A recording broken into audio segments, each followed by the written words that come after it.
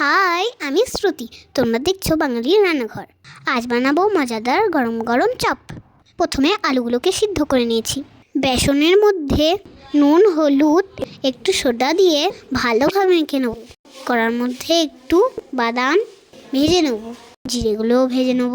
তারপরে আলুর মধ্যে দিয়ে দেবো। এখন বিটগুলোকেও ভেজে নিচ্ছি যাতে লাল লাল হয়।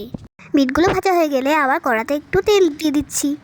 এখন আদা বাটাগুলো ভেজে নেব। আমরা যেহেতু নিরামিষ চপ করছি তাই পেঁয়াজি রসুন দিলাম না, তোমরা চাইলে দিতে পারো। এখন আলুর সাথে মেখে নেব।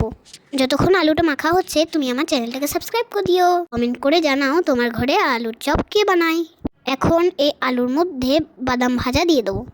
এখন কড়াইয়ে তেল গরম করে নিয়েছি, চপগুলোকে ঠেবে নিচ্ছি।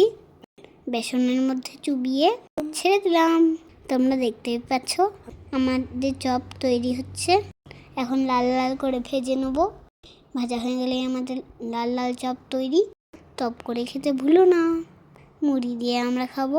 বাঙালির যদি সকাল সকাল চপ মুড়ি হয় তাহলে আর কি চাই বলো। চপগুলো বেশ ফুলে উঠেছে, তোমরা দেখতেই পাচ্ছ। কমেন্ট করে জানাও আমার বানানো চপ কেমন লাগে।